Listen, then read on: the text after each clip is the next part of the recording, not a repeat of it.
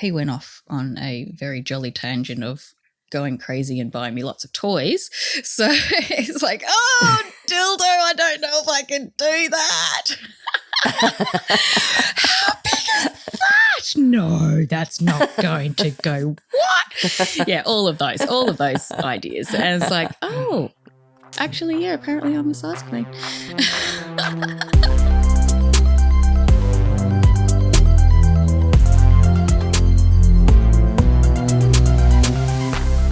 Hey everybody, I just wanted to give you a quick notice. I am starting to offer a one-on-one coaching session. It's called Ask Crystal. It is coaching for individuals and couples as they explore ethical non-monogamy, whatever your dynamic is. I've been living in this dynamic for 10 years and I've learned a ton, and I hope to share some of that wisdom with you in the hopes that it will help you. So you'll get the details in the show notes, and I hope to see you there. Welcome, everybody. Crystal Welch here, and I'm super excited to announce a conversation that we're going to have today with Cuckoldress Eve.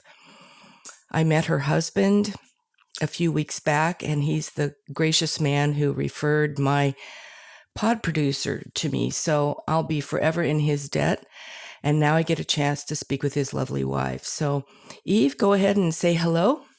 Hi there from not so sunny Queensland, Australia. Yeah, Australia. See, we can podcast all over the world. It's amazing, this technology. Why don't you go ahead and tell us a little bit about your background and how you met we call her husband Aussie, how you met him, and kind of how your dynamic where it started and how it's evolved. Right, sure. Well, we would have been 16 in year 11 in high school, and I was with my ex-boyfriend at that point for already 3 years. So I've actually been single for 3 days since I've been 13. So wow, that's, that's a record. Quite a different background. That is a record, yeah. In the lifestyle, yeah. And he worked his charm on me for another 4 years after that. I'm like, dude, I'm not interested. Dude, go away. So finally left my ex for him and did the monkey swapping from one branch to another when we were 20. He actually even came to all my hockey matches, and all my team members just thought that he was my boyfriend. I'm like, no, he's just some dude that keeps following me around. I can't get rid of this guy. So, yeah, persistence counts, definitely. So we've been together for a really long time. That's 23 years, something like that now. Wow. He waited 8 years before marrying me, proposing. I'm like, I suppose it's okay to get married at 28. Like, he wanted to make sure that I was the one. Like, we were already living together at my parents' house by that point, big house, so we had our own area for 5 years before that. It's like, okay, we should probably do our own thing now. Fast forward a bunch of years, kids, 8 years after that, so 2 crazy boys and all of the crazy life through that. Our into the lifestyle was only coming up 3 years ago now, where we were camping in the desert for 2 weeks with his parents, all intense, and he came to me after. He puts it as the desert epiphany that he had, so I can't remember exactly how he's explained it in his podcast, but basically, he realised that he hadn't masturbated in 2 weeks, and then he just suddenly was all full of love for me. I'm like, what are you talking about? And how does that work? How does that work? And so rewinding a little bit back before that, like I grew up, our family just didn't talk about sex. It wasn't something that was even discussed. Technically, my parents said no boyfriends until you finish studying. So meanwhile, at 13, I'm already sneaking around behind their backs. It was like the fear of getting pregnant was just drilled into me hardcore at that point. So like we weren't having PIV sex at that age or even ever with my first boyfriend. I pretty much would consider myself very vanilla at that point. Vanilla, naive, like not even interested, never watched porn, anything like that. So for Ozzy then to tell me that he hadn't jerked off for 2 weeks was just, you do what? Was it just a mind to begin with? Was it that you had noticed, that you also noticed that he hadn't been masturbating, or he actually brought it to your attention and you weren't even aware? I didn't even know he was doing that. Ah, okay. Like, why do you even need to? I didn't understand. Why? Like, is that normal? Like, I don't have a group of girlfriends that we even talk about sex or anything like that. Right. And certainly not about that topic, probably. No. Gosh, we talk about how horrible the kids are being or whatever that is. So I really don't have any context to relate that to. And so when he came to me and said that, I haven't been treating you very well and I haven't been looking after your needs. I'm like, what needs? Yeah, but at that point we were in a place of we'd just travelled for a long time and we were living at his parents' place, having moved house with the kids, and he'd be spending every night watching TV with his parents, and I'd be just like, well, I don't want to watch the same TV show as you guys. I'm just going to sit in the bedroom and do my own lonely thing after putting the kids to bed. So I was like lonely. There was no intimacy. Like, what intimacy would you have in your parents' house, kind of thing? Right. But not even that, just companionship, like you were saying before. Right. So I was in this place of like, yeah, okay, well, that's all cool. So what do you want to do about that? So we were talking and talking, and he came up across this website, Cuckolding, I think it was, and he's like, oh, well, this is interesting. So apparently he didn't know what cuckolding was before that. It's like, oh, so I'd like to consider myself reasonably open-minded. I'm up for any sort of discussion or ideas of things, you know, as long as it's not deadly, terribly dangerous.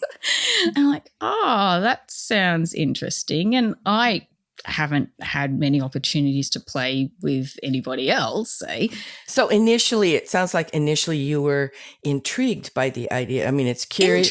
Curious. Exactly. Yeah. So, like, I'm like, okay, but that's on board. A lot of the things I came across on that website was, oh my God, what is he like? Literally, I was that naive that when they said cleanup, I thought he was like taking the bed sheets off the bed. Oh. Yeah, it's a long learning curve. What's that exciting? There's got to be so many people in this world who have just no idea about what's available out there, right? And happy or think they're happy in their own little bubble until they're going, yeah, something's missing here. Something's missing. Yeah, something's missing, and it's not only, well, you just think, oh yeah, we've been together 15 years at this point. Of course, we've got nothing to talk about anymore, and so that was the other thing. It was like we didn't really have that many hobbies together. So like, oh, let's do something together. It'll give us something to talk about, something to do on the weekends. Like, yeah, so we've got to get into it. Clearly, I've never dated. Getting onto a dating app, like what? He went and set us up a profile before telling me. It's like, oh my dude, what are you doing? And of you course, gotta prepare me the for messages. Yeah. It's like, give me little bits. So it was just big information drop, mind blown. Big information drop, mind blown. Let me just sit and process this for a second. I have no idea how to even respond to that. And I'm the type of person who, like, I'm slow to process and gather my thoughts and go away and think about it. Mm-hmm. But that on the outside, I realise just looks like I've just blanked off and walked away kind of thing or cracked it because I just don't know what to say at that point. And so what was going on for you inside? Were you were you were still curious, you were horrified, you were, as you're processing a dating site and like this online male smorgasbord of people I mean, what was it like to drop into that, and what was going through your mind? Well, horrified to begin with, like, finding out that he's masturbating all the time and like 3 or 4 times a week. I'm like, who are you? I don't even know who you are anymore.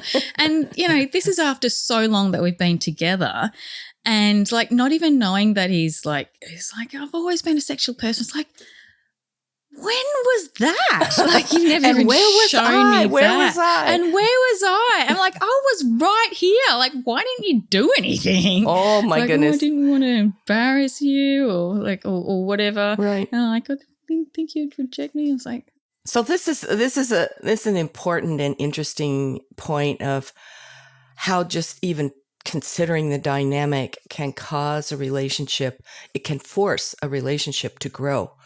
Because it forces conversations that you have to have in order to move forward together. So it's very, very interesting. Yeah. So I guess researching all of this stuff, and I was the one that came across Venus's podcast first, and got intrigued at all of the earlier episodes where she actually describes how things work and terminology and where this goes and that goes, whatever. Yeah. So that was really informative, and I guess I don't have time to scroll through blogs or research that kind of thing between, like, I think our kids were 2 and 4 by that stage, not really even. So I'm still in the thick of like small feeding kids. them, basically. Small kids. Yeah. So don't have a lot of time to dedicate to that, let alone even thinking about sex is just not even on the radar to begin with. Which is perfectly normal. Yeah. And like, when do you think about sex? When you're horny? It's like, dude, I'm thinking about what we can make to get the kids to actually eat before they die of malnutrition or something like that. Like, I've got bigger fish to fry here. Right. And holding up a job because I'm so tired. So that's real life, and juggling this, and then, okay, so yeah, just mind blown every time a new piece of information's revealed, and just getting more and more overwhelmed with it all, I suppose. But yeah, we got onto the apps, and it's a reflection now that I've had time to go back and think about what happened. But I just didn't realize that people would want to talk to me, or like, you know, over 40 kind of thing. And you're just drop dead gorgeous, and why wouldn't they? But you know, and married, and this is like a weird situation. It's weird, yeah. I never thought about dating as a married person. I mean, it's all kind of bombards the sensibilities, and then you have to make sense of it however you do. Yeah. And then, you know, the messages flood in, and we're like, well, I'm polite and try to respond to everyone, and be nice and courteous and all that sort of stuff. And I'm like, I can't keep up with this. And then the messages are going all through the day. I'm like, I don't have the time for this. I'm getting more and more overwhelmed with and then dick pics. Like, what is that, and why are they opening with that? Right. Why would you send me that? Yeah. Why? I don't understand. It's not the most important thing I want to know about you. No. Yeah. And then the really awkward conversations and blokes that just want to start sexting and asking for photos. I'm like, I don't know how to respond to this. I don't have the words. I certainly really don't want to send you all my photos. I don't even know who you are. And then one of the first people in the first week that messaged me was Mr. T. And anyone who's following me on Twitter has probably found out that he is the boyfriend. So we've now, fast forward quite a way later, he is the boyfriend that you hear about. And we're working that poly relationship and navigating all of that. But he was almost a light beacon Yeah. Was he your first person that like you connected with and said, this is a person I think I'd like to get to know? Or did you have other people like that and then you found him? How did all that work? He was literally the second person we met. We just had like 2 windows of opportunity to 2 sequential days to meet up with someone. We had a drink with one bloke and he was cool, and then we had another catch-up lunch with Mr. T, and it's like, oh, both of them are quite nice. Yes, let's just, have another date and see where they go. But Mr. T and I just kept talking, chatting after that. It was like daily chats. Like, oh, that's nice. He's lovely. And just building on that. Yeah. Like any other normal relationship. How was your conversation or your communication with Ozzy as you were finding that you really like this guy and you might want to, have something with him? How was it working out between you and Ozzy? Well, this is 2 weeks in. So at this point, after the idea of me dating other blokes. So Ozzy and I have a couples account on a hookup app. And so got the same login. He can see all the messages, all the likes and whatever. It's like, oh, look at this one, look at this one, look at this one. And I didn't understand at the moment, but even that thought at the time was feeling wrong. Like, why are you picking blokes for me? That's so gross. And it just did not sit well. Yeah. Did you find that sort of, because it's really out of the 9 dots of what marital relationships are supposed to be like. Like, why would my husband be excited for me to meet other men? Yeah. That's really outside the norm. Very weird feeling. Yeah, weird. It didn't sit right. And then him like even flicking through and sending me, it was actually Ozzy who found Mr. T actually and forwarded me his profile. And I'm like, don't know, but started talking to him anyway. Yeah. And we clicked from like the first couple of messages. Great. So that was great. But like moving forward after Ozzy's sending me or pointing out, oh yeah, this person looks cool, this person. I didn't understand even then why it felt ick. I couldn't process why it was not weird, but it was almost like, and I think I did say this to him once I found the words, and it wasn't until I even was listening to the podcasts all over the place, joined Twitter eventually, was trying to educate myself about the whole lifestyle things that I learnt words. Like I didn't even know what boundaries were, for example, and why all of a sudden something happened and I felt upset about it, and it wasn't until months and months later that I found out, oh, that was a boundary that I was uncomfortable with. Yeah, a boundary. Yeah.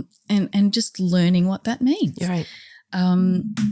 So all of this building up and to a point of overwhelm, essentially.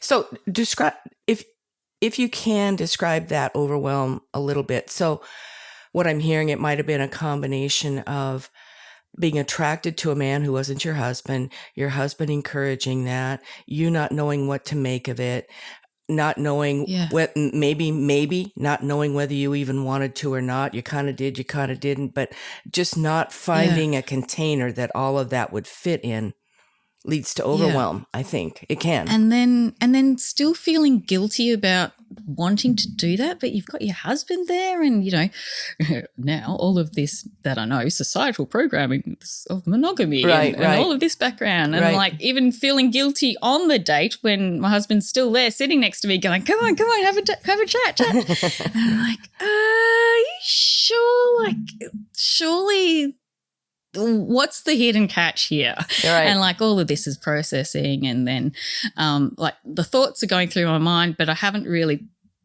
processed what the thoughts are or understand what they are. They're kind of like a half thought or an idea, but it's not until like Venus puts it in words where you go, that's what it is. And it's feeling like you're Actually, I use the word manipulated because that's what my psychologist clarified it as. You're being manipulated into his fantasy. And it's like, oh, but I just want to make him happy. Yeah. And I realize now, again, looking back on it, like the first 6 to 8 months was just me doing what I normally do and just wanting to make everyone happy, but not putting myself first. Yeah. Or understanding my own needs, because I don't even know what my needs are at this point. I don't know what I want. I just was out for some adventure and meeting new people because that's fun, and I'm in my own little isolated baby world bubble, and just getting outside of the house is exciting. Right. Yeah. So that's all adding up to the overwhelm and the messages that are constantly pinging. Like, I really should have turned off notifications a lot earlier. Should have turned off like active status on the on the thing, because I realized for me, just like 5 messages in a week is way too much to try to continue those conversations on to see what's going on. Well, especially if you're the kind of person that feels, you're just so nice and you're so polite to everyone. You feel like you owe everybody a response if they've pinged you. Yeah. And it can be very overwhelming. Yeah. And especially when they say something that feels really awkward. I was like, I don't know how to respond to that. Right. Ozzy, what do I say to this? And then it's like, okay, well, I need to work on something. And then it's just, I might sit on it for a few hours and try to work out what to say. And it's just, I'm at work and it's eating at me. All I can think about is how to respond to this message. And like, I didn't even know at that point, if that's not anxiety, I don't know what is. And I'm like, okay. So this is me, like, so much learning, internal learning and growth has happened in the last few years. Yes. It's been an epic journey of all sorts. And in spite of the fact that I've talked about that endlessly, you can't even understand the scope of how deep that can go working through this dynamic, because it's a level of intimacy and a level of communication that in my, and this is just my opinion, I don't think long-term vanilla monogamous relationships, very few of them will reach those levels, because this forces you to have uncomfortable conversations and talk about things that normal monogamous couples never would. And every time you open one of those doors, you've reached another level of intimacy, and it makes you vulnerable, and it can make you scared, and it can make you exhilarated, and it can do all of that stuff. But if you stick with it, you get all the goodies at the end. I mean, that's right. The hard part is because you don't coming to it from such a position where you know nothing about the lifestyle. Having the vocabulary to explain what you're feeling, and circling back to the ick about Ozzy sending me potential options. Feeling ick was, it actually feels like you're pimping me out. I was like, are you getting money out of this from these blokes? Like, wow, this feels so ingrainedly bad right now. And until I was able to actually work out that feeling and explain that to him, he's like, and then he stopped doing that, which was great. It's and brave of you to be vulnerable enough to say that. Yeah, but he was so excited at that point, and it was like I burst his bubble. Yeah, you don't want to disappoint them. And it's like, and you say, where do I start, and where do you, And he was just a sad puppy after that until he found something else to do, I guess. Yeah. So there's all these bits that we're like, so you've got the male ego, and you've had a marriage of 15 years. I don't know how many years it was at that point. And it's like you've always, for the entire process of the marriage, never wanted to do anything that would hurt his ego. Yes, of course. Or hurt him in any other way, In any other way, exactly. If anything, your job is to fluff up his ego. Right. As well as cook and clean and do everything else. Exactly. And like to even put that idea in a box and just say, no, actually, my feelings are this, and despite not really wanting to offend you, I feel this.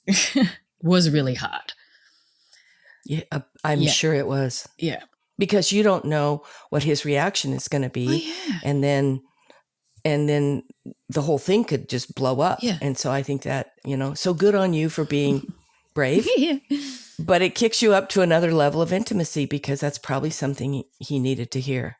How you were perceiving that process. Yeah. So that's one example that I can think of. But that just happened every other week kind of thing. There was something else that was, I remember thinking or reading somewhere, we do something and it's like, what's the saying? 2 steps forward, 3 steps back kind of thing. And I was like, yes, that is exactly what it is. Right. Like we'd do something exciting, that wouldn't feel right, or that wouldn't be good, or we'd have a date and something was said and then we're like angry at each other, and then we'd start again kind of thing. So that was just going on and on for like 6 months. It's amazing. Yeah, it's amazing to me that you stuck with this when you were so uncomfortable, and you're in a learning curve of a whole new thing that you'd never considered.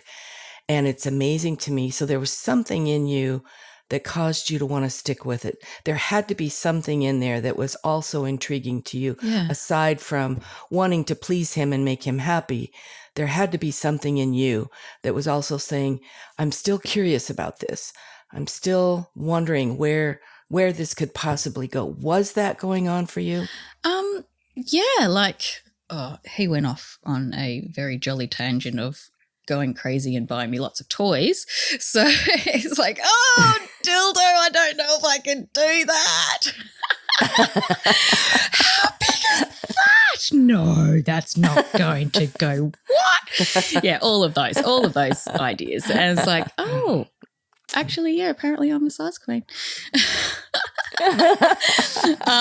So there were like all of these learnings of my own pleasant desires kind of thing. And we've played with toys in the past, but they were just never that interesting, or like we had really cheap, crappy toys. He was on a mission to find some good ones. So bless him. Find something bless magic. him for that one. So that was great. But yeah, I'm also the personality that doesn't give up. I'm an A-type personality. I've got to do everything perfect. I don't know. I just have to see something through. One of those perfectionist if I start types, something, I've got to do it right. And also gotta see it through. Learning that, I was also in Venus's chat group, and then hearing other girls' stories was there is no right. There's no right way of doing things. It's your own journey. It's your own, however you make it feel right for you. And I was like, but I don't know what's on the menu. What I've got to choose from. And I wish there was a menu. That would make it really easy. And that's amazing. I think you're the first person that I've talked to that came from such a pure vanilla background and then jumped both feet into this thing that's, because I think a lot of the trajectory for a lot of people that we know, maybe they started out swinging or just trying, dancing with other people at a club, and then maybe it went from there to there, and then, but cuckolding is way out here in the lunatic. Way out here in the lunatic fringe, and you're, that's a big journey for somebody who hasn't really been exposed or considered any of that stuff. Yeah. So that's amazing. That's amazing that you've done as well as you have. Oh, well, moving on to that, as it culminated a few months later in me having complete panic attack, nervous breakdown, and hospitalized. Oh, wow. Yeah. So it just got to the point where I didn't even know what anxiety was and dealing with that. And I couldn't work out why my brain was shutting down, and I couldn't make sentences anymore. And I wasn't functioning at work, and I'm still getting all these messages and still overwhelmed at how to answer them. And in normal life, there's kids' birthday parties going on, and a perfectionist me is doing a million hours just trying to create decorations for them to have the perfect birthday party kind of thing, and a whole host of things. So, I was probably epically tired and just needed a break from exit stage of life. Woke up in the middle of the night and just couldn't breathe and just went into a full body cramp and just shaking and had to call the ambulances in. Oh my gosh. Yeah. So what was Oz? How did Ozzy make sense of this? Or I'm sure he didn't know what was going on either. He could see some changes in you, but not knowing what the origin was at all. Yeah. Well, we're just thinking, you're just going into a tired phase. So I'll be like collapsed out on the couch just by end of work and just like, I can't function today. You make dinner. After this panic attack, I was in bed for 3 weeks. I could not move. Wow. And just trying to build up life. So that was an instant stop to any lifestyle stuff. Of course. But on the other side, I had Mr. T still messaging me. So we're quite close friends at this point. Played a lot together. And all the time not being able to find anyone else who was as lovely as him or as good as him as a playmate as well. Yes, he set the bar quite high. On top of that, all of the flakes, all of the ones who just were picture collectors or just trying to get their rocks off by having saucy conversations or all the people that Venus talked about in her podcast. Yeah. All those. Gone through all of those. That's overwhelming as it is. So I was like, okay, I'm well and truly done with messaging and at the moment. Apps off. Yeah, so I was off work for quite a few months even, just couldn't leave the house. That's crazy. Yeah, so mental health. Ended up going to the psychologist then for, weekly sessions there and a lot of those chats with her, like I thought it was just all of my overwhelm of regular life. Like I didn't really want to talk to her about lifestyle stuff, but she dragged it out of me. And explained how we had Mr. T going on the side of the marriage. She's like, oh, and she wasn't judgy. She's like, adults do anything they want behind closed doors. It's between them. It's consensual. It's not my problem, not my business. Right. You do it. Right. Which was great. But again, having someone to listen to, because Ozzy and I weren't able to talk to each other on that same sort of level at this point. Was she helping you understand some of your own anxiety and your own wants and how you got to that place of breakdown? Yeah. And a lot of that would be, what was one of the mantras? Your feelings are not your thoughts, or something along those lines, was basically understanding that even the thought of non-monogamy being a clash of your inner thoughts is how you've been brought up. And I'm like, sure. Yeah. So it's, even if it's not front of mind at that point, it's everything that you've ever known subconsciously putting these messages in your head to clash with what you're wanting to do, and then it's still feeling wrong for that stage. Right. Yeah, so it's like that's that thousands of years of cultural programming thing. That you're supposed to live life just this way, and if you veer off to the side, then you don't know what to attach to. Yeah, precisely. And so you just think, I wasn't even thinking about that, but that's causing anxiety, which causes this, and then you're on the floor.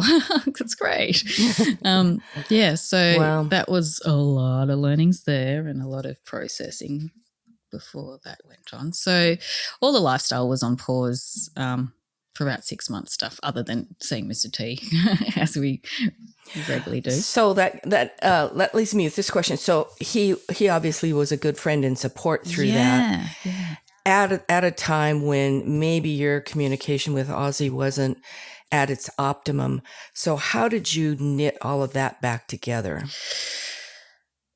Finally getting more healed, more so. Like it was a good 6 months before I could even have my regular workouts back again. Sort of built up to that from a fatigue side. Yeah, lots of talking between Mr. T and him, and then like we still had our own dates together, all three of us, and just talking stuff out in general. And it wasn't until I had enough energy to say, okay, I think I'm ready to turn the apps back on and see if I can find another bull that is interesting enough to me anyway, because apparently I'm rather picky, and I'm like, I'm happy to be picky. And I've also discovered that, you know, if you want a connection through like conversation or some sort of shared interests, or there's a word for that. Because so like, oh, don't make me feel rubbish now if I get it wrong, but like is it sapiosexual, that one? Yeah. So, well, that's me too. It's where you need to have a mental or an intellectual connection. Yeah. It's tied to your libido. Like you don't really turn on properly if you don't have that. Exactly. And not even I'm knowing exactly the same way. Yeah. So even seeing... So instead of judging yourself, Eve, then you find, okay, so I'm sort of hardwired this way, and it's okay that I like smart men that will talk to me. Yeah. And like not even realizing as I'm swiping through photos, like finding nobody attractive. It's like probably because I actually have to chat to them first. I'm like, oh, okay. Right. So. Top hint for the guys out there that bump into a sapiosexual woman, you have to enter through her mind. Yeah. But she might not even know that she is at that point. Right. She might not even know. But so try that instead of sending penis pictures and stuff like that. Yeah. It might work better for you. Exactly. Yeah. So it wasn't until I was feeling, healthy enough to be able to get out there again that we started back on the apps. And I can't remember if I started the Tinder account. Not Tinder, Twitter account before that. But just I wanted to kind of not have an outlet. Aussie already had that as an outlet. And I just wanted to find other girls that were on the same path as me. But there doesn't seem to be any on Tinder. All it is porn and look at my OnlyFans. I'm like, oh, I don't want to see all that. Yet the algorithm keeps there's a lot of, you have to do a lot of deleting and blocking or muting accounts to just have the people that you want to talk to in there. Yeah. So it's a lot of work. Yeah, that's right. But annoyingly, it's still, if you want to actually learn more, it's like, get on the Moan app. It's like, I don't have time to get on the Moan app. And I'm in the wrong time zone anyway, so that won't work. Don't have time to read blogs. Yeah, so it is a hard one. But then you find communities like the Slut Sisters or Venus's Connection of Girls, or now Cuckoldress has their group as well. So that's inspiring because those are the real people who aren't just interested in flogging their, paid subscription services and actually have real helpful, supporting things to say. Yeah, they can share their own story that might help you in your journey, which is, that's certainly true. Yeah. Well, that is an inspiring story. So what is your status today? You're still with Mr. T? Still with Mr. T, still looking for other interesting people to play with, and still getting flaked. Got flaked again last week. Like, oh man, just to be able to get out of the house as a parent, to line up a babysitter, to make sure that everyone is healthy, like you don't have to stay home because the kid's sick or whatever, is so much of a logistical nightmare to then go and flake. It's like just, far out. Yeah, I suspect that this person who I've already chatted to for off and on for a couple of years, we suspect he was probably married and just wanted to get his rocks off that way and cheating. I don't know. Who knows? But see, that's so you just gave complete legitimacy, as did I, to Venus's discussion about that behavior. Yeah. And behavior of people that you've invested time in getting to know and having conversations with, and they end up just flaking at the end. It's infuriating. Yeah. It's just infuriating. It's almost like you literally need to, if there's a on your dating app, if there's a phone function or a video call function, do that before you book a hotel room. Yes, for sure. Oh man. And then even that's one of my policies. Yeah, that's one of my policies too. I don't meet anybody without video chatting so we can see each other. We, I just won't. I won't do it. Yeah. We've been burned too many times as well. Yeah. But even like this was just a drink date and he flakes. Like, right. That's not even I'd even met him before in all places in the sporting goods section of a department store, which that was a hilarious story. But that was like we were crossing paths and like, okay, so we can meet for 15 minutes as we just at least know that you're human. And because, there's the bots out there as well. Well, not really the bots, the scammers. Yeah, just to see what each other looks like. So I know he's a real person, just don't know if he's legitimately. It's just crazy. Yeah.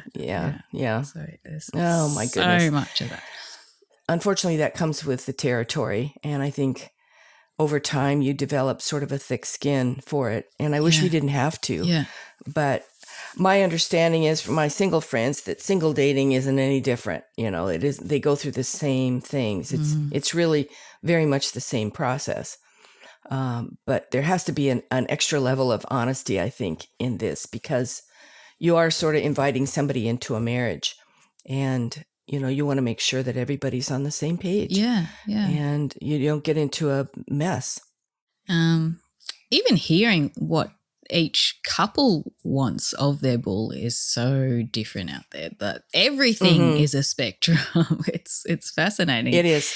And it is. Yeah, just hearing the bull stories are different too, like how they've been treated. Yeah, exactly.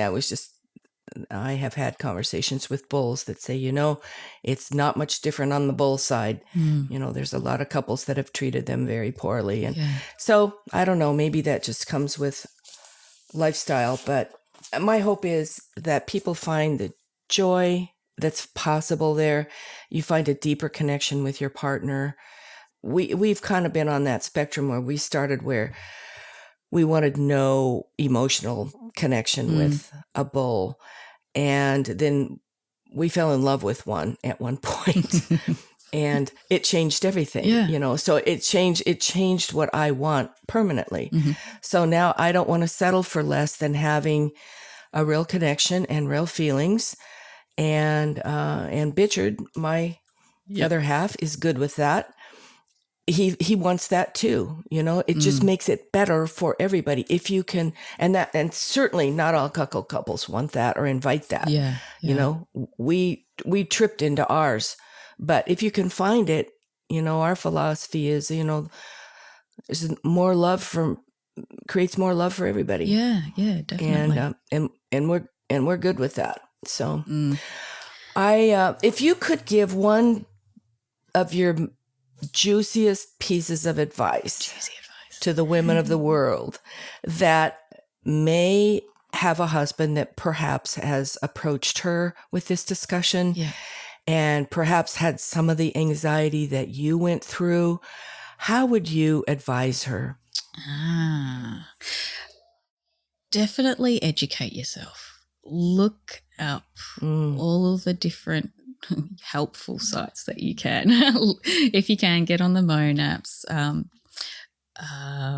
Even just regular dating advice websites and apps, and also learning things like attachment theory and how that relates to how you interact with your partner or the potential bulls you're trying to interact with makes a massive difference. And if you're starting out from a place where I had, it's like, okay, you just take baby steps. Like I went and took the big diving board and didn't land so well. And which is so strange because I do everything else in life with like meticulous planning and organizing and what's the end what's the end plan, strategy, and all of that. And this is just like, I don't even know why, but I'm just going to sail the seas and see where it takes me. And that's been driving Ozzy insane. It's like, you need to know where we're going with this. Like, what's your plan? But also, one other point to the anxiety point and being able to communicate as a couple was Ozzy was not feeling like he was getting what he wanted out of aspects of it. So after a date, he'd be upset, and it took me quite a few times to recognize the pattern where, like, we didn't know what the word was, but it was cuckangst, or what is known as cuckangst. It's for 2 days he'd be irritable or whatever, and he'd say something that would just burst my bubble, and all of the excitement would drop, and I'd feel like shit. I'd feel remorseful. I'd feel like, well, if you feel that bad, what's the whole point of this? You're making me feel bad and guilty about it. I'm just going to give up if you feel this way. And every time you make me feel shit about what I just did, which, if I remind you, was your idea to begin with. Back off. Yeah. Well, I didn't even say back off because I'm too polite. But, on the third day, he'd come crawling back and say, I'm so sorry. I didn't mean that all, and I'm all good now. I mean, I'm not really all good, but I've thought about it a bit more, but I feel better now. And it's like, and that is the angst rising and falling, the drop. And I'm like, oh man. Right. But again, I didn't learn about that until I heard Venus pointed out. I was like, oh, geez, yeah. Right. And he didn't know to explain what his wants were either. So until he was able to, I didn't know about,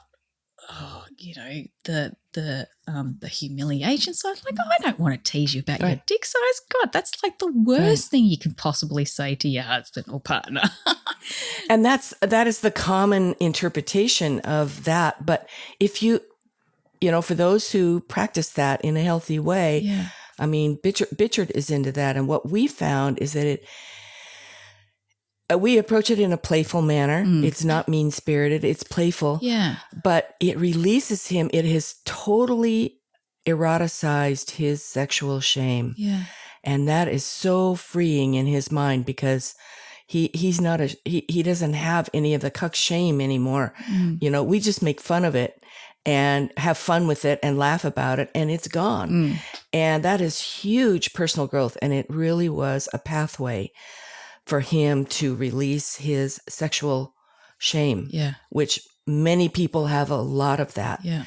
So if you can see it in that way, and if you can use it in that way, if your husband would express that to you, and most of the time I think they don't even know what's intriguing or interesting about that. Yeah. They just know that they'd kind of like to experience it. Yeah. And but that would be my advice on that one is approach it in a playful way, but there is a way to eroticize sexual shame.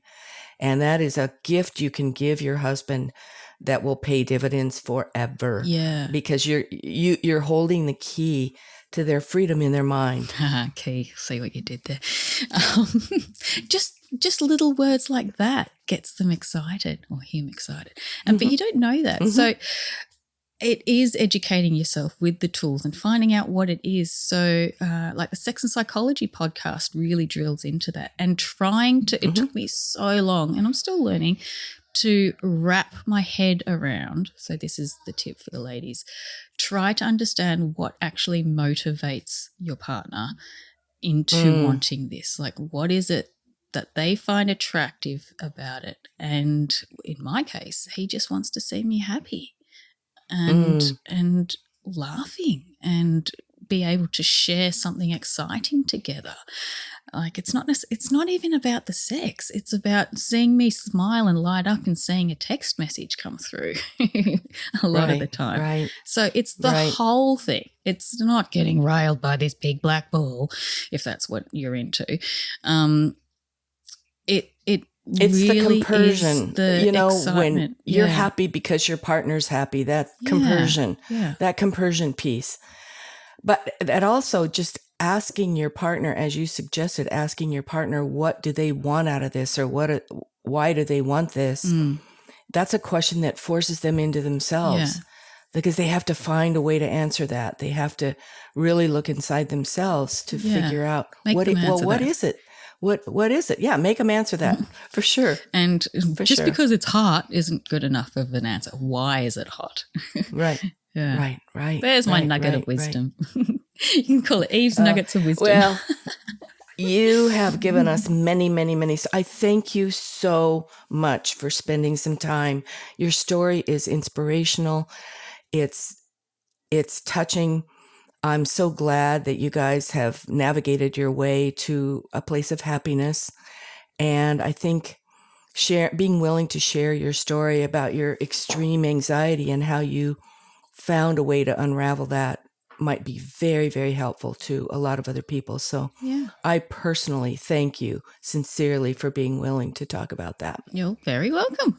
It's been a pleasure. So hopefully we'll talk again. I've got 1,000 other questions, but we're already in about an hour in. So we'll save those for another time, and I'll write them down and put them in a little Eve file.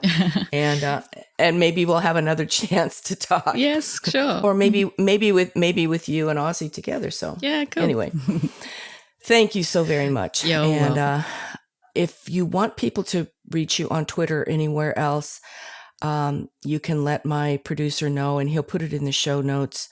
Do you want to give them your Twitter handle or anything like that, or is that annoying to you? Well, I do have DMs turned off on my Twitter, but I guess if you respond to any of my other posts with a question, I can see you there, and if I can see that you're not just wanting to send me horrendous stuff, I can follow you so we can connect, like an actual genuine question. Yeah. So it's Cuckoldress Eve, right? That's right. Cuckoldress_Eve. _Eve. Okay, there it is. We'll make sure it's in the show notes. Thank you again, Eve. It's been just an absolute pleasure to talk with you. Fantastic. Hope that was helpful for all you ladies out there. And the gents too. Yeah, I hope it's helpful for everyone. It's a real conversation by a real person. And that's where you learn stuff. Yeah, that's right. Keep you out of that anxiety. Yeah, totally. See you guys. Thank you.